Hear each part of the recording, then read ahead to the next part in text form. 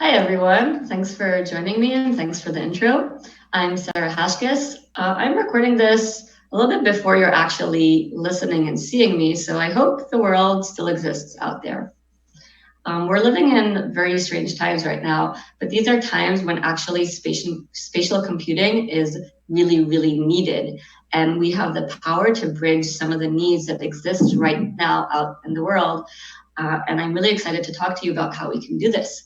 And I'm especially excited to talk to you about the missing puzzle piece that I think spatial computing needs, and that's human movement data.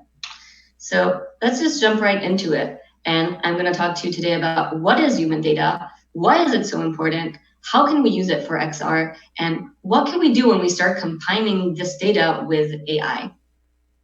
So 3D movement data is a time series of positional vectors, X, Y, and Z, and rotations, sometimes we like to call them quaternions, that you basically map onto a skeleton model. The skeleton model could be really simple, just a head and two hands, or it could be much more complex. For instance, on the right, you see me when I was in academia with all these little white balls on me. Each of these balls represented a position in space along with the rotation that got correlated to one of my body joints. And you can even see the camera in the background that was picking up the reflections off these balls.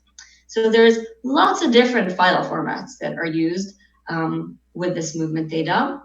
And right now, or at least until recently, mostly this data was used either in motion capture for animation, movies, games, or in academic research.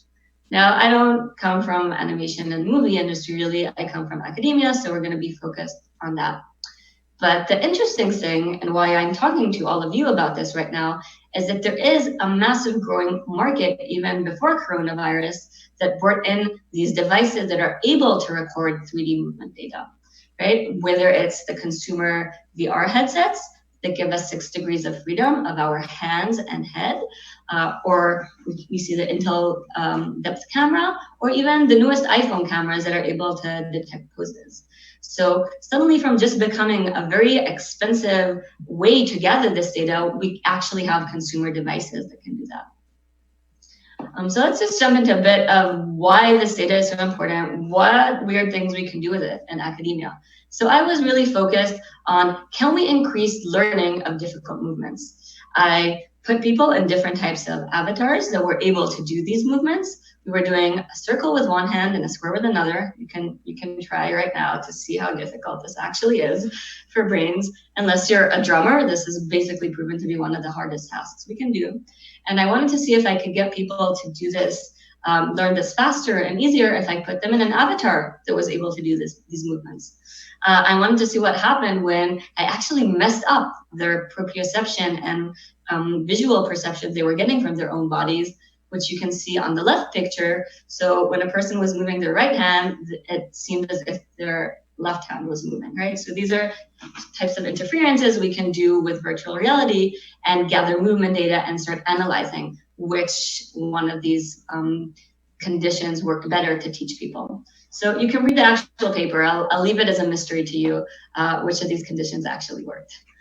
A really, really cool experiment that I like, because we don't just need to have movement data about our actual bodies, we can start augmenting our very bodies. So this is a research paper that they did about controlling a virtual tail with hip movements. And by gathering data about a person's movements, we could actually start increasing our abilities with fake body parts and augmenting ourselves. Movement data isn't only important for physical research, it's also super important for things like emotional well-being, regulation, treating depression. We are embodied creatures. Whatever we feel stems from us having bodies and brains interacting with environments. One of the really most inspiring researches that I came across was this research by Faulkner. Basically, they took a person that was really highly depressed, medication was not working on these groups of people, and they put them in VR where they were taking care of a child avatar along with a therapist. The child was crying, and the patient was sort of treating the child. Now, the next condition of this experiment, the person was put into the body of a child and received and perceived their own care that they were giving, their body language, their hugs, also their voices. And this was really proven to help improve a person's depression and help them self-regulate. So just by taking and recording a person's body movements and then seeing yourself from another point, from a point of a child, you can remap really deep neural pathways in your brain. And that's why movement data is just so incredibly important.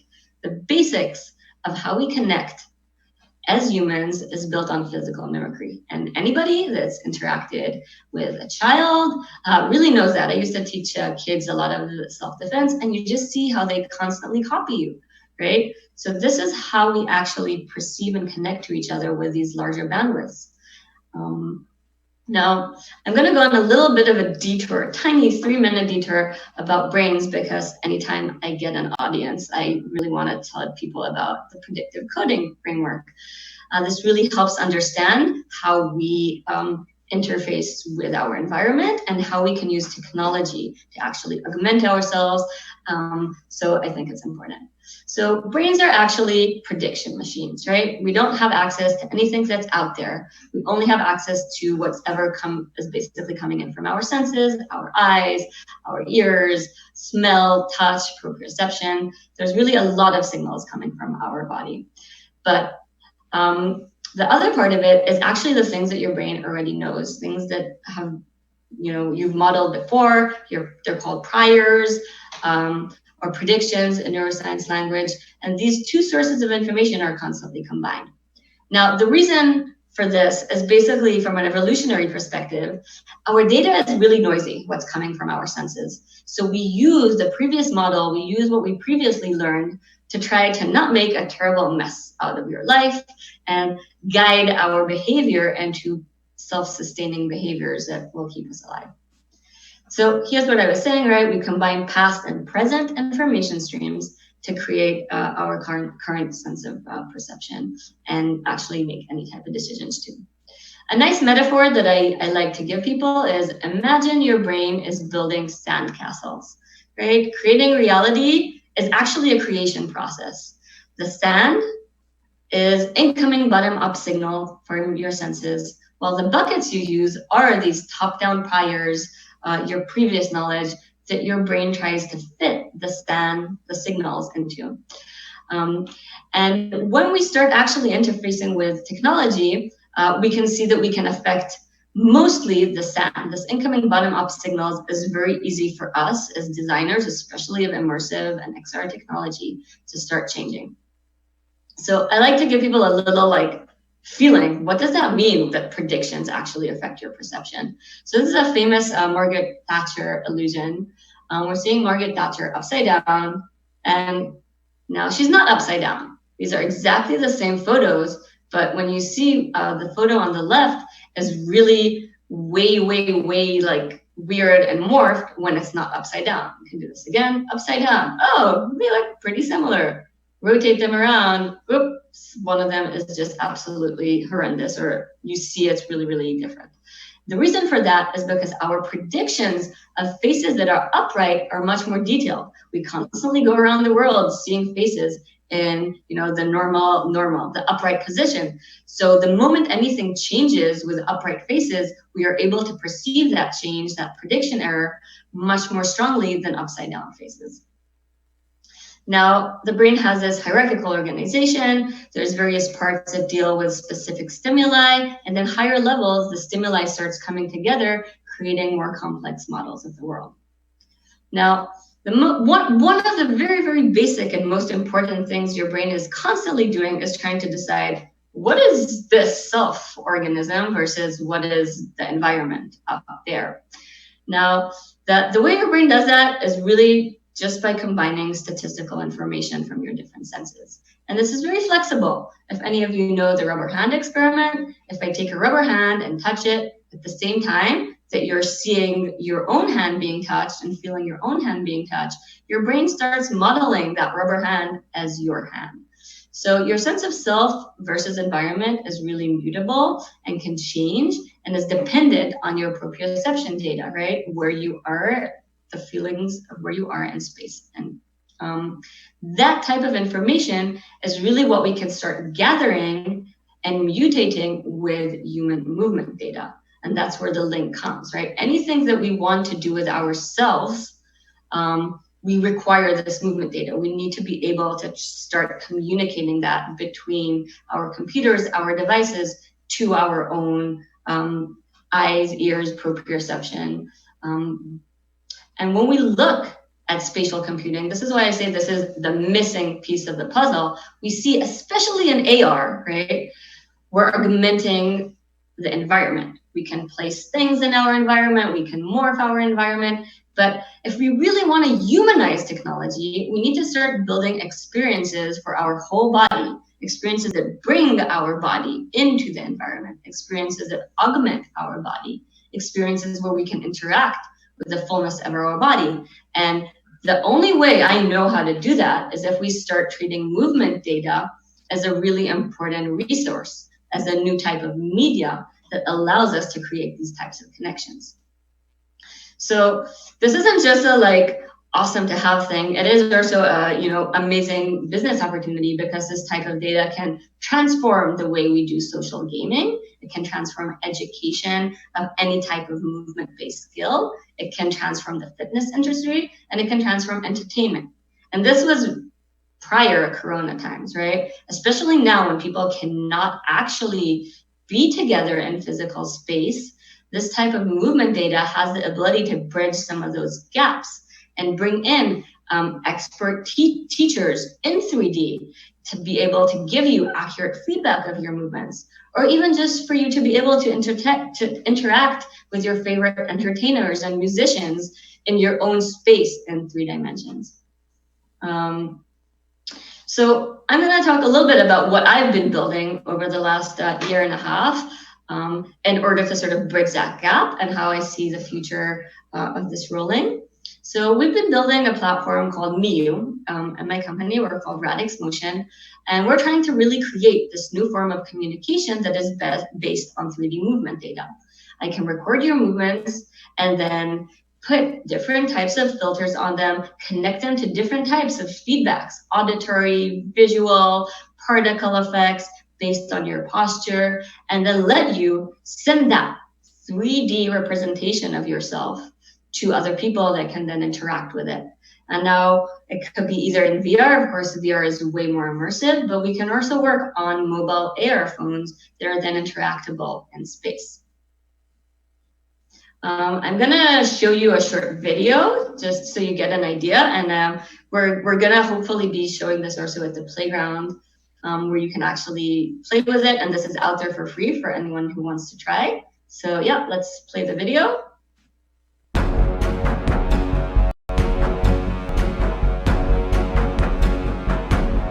Okay, so you have the ability, we're sitting here, to actually teach people movement.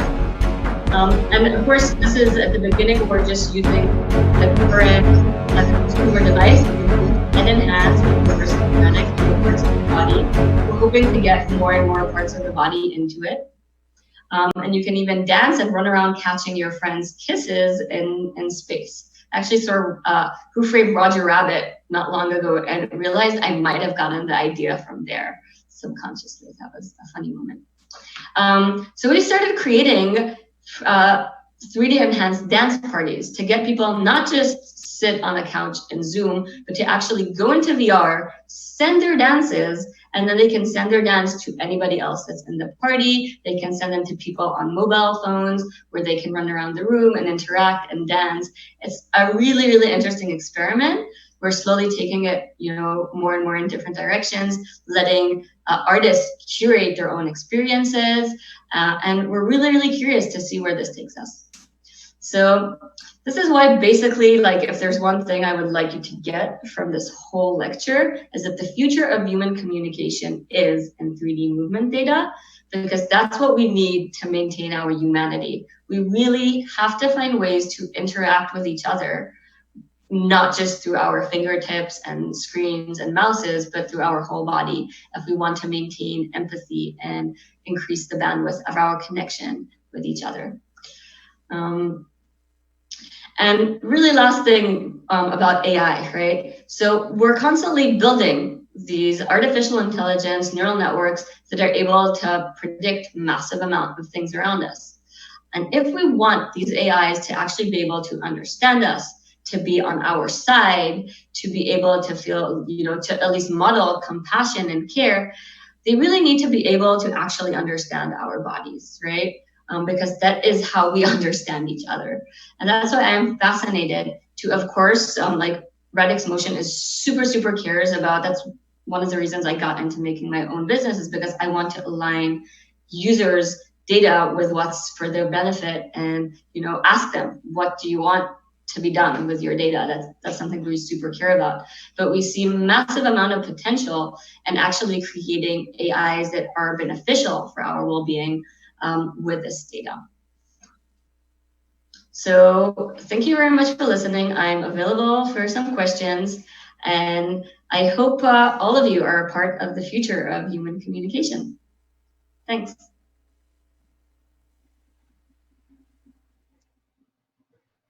Hey, Sarah, excellent presentation.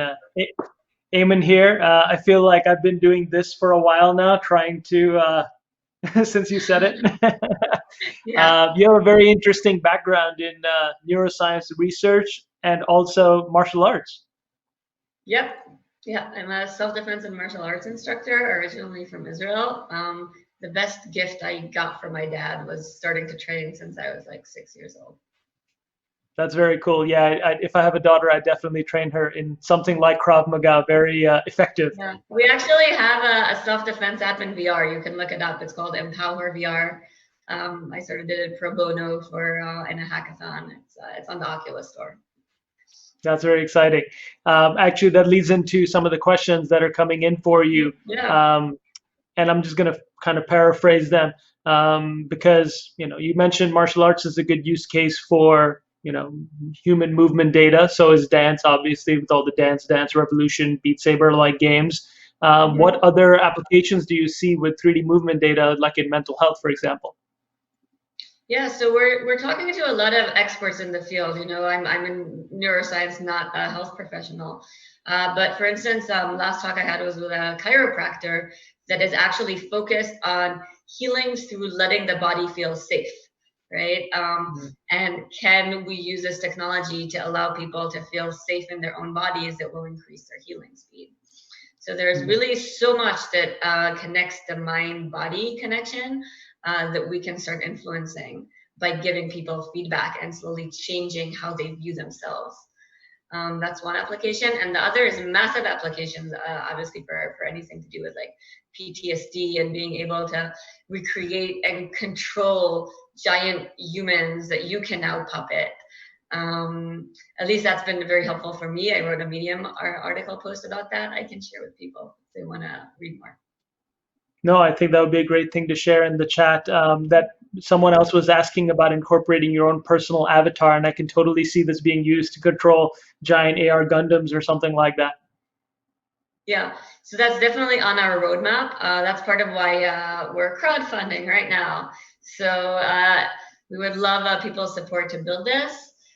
We definitely know that the avatar, while you can generate a lot of different options with it and colors and particles, we need to let people to import their own avatars. And that's definitely the first thing on our roadmap that we're building. Nice. Now, good plug for the WeFunder application you've got going. Good luck with the crowdfunding. I saw your presentation at the startup presentations yesterday. So good luck with all the, building, and I hope it goes really well for you. Other dance, I just want to point out the dance we're seeing right in a second is the winning dance yesterday by Kevin Ang. We had a interactive dance-off competition and he won. So it was really fun. Nice. Even though we're virtual, we can't actually be in the playground right now to get people actually off their chairs and dancing and moving. And thanks. Yeah, I hope you can all try it out. No, I think this is a great use of something that we need as humans in order to communicate in a time where we can't be around other humans. So I'm hoping that the more you do with your app, the more this becomes something that we use to communicate with each other. Yeah, thank you. All right, perfect. Thank you so much for your time, Sarah. Bye. All right.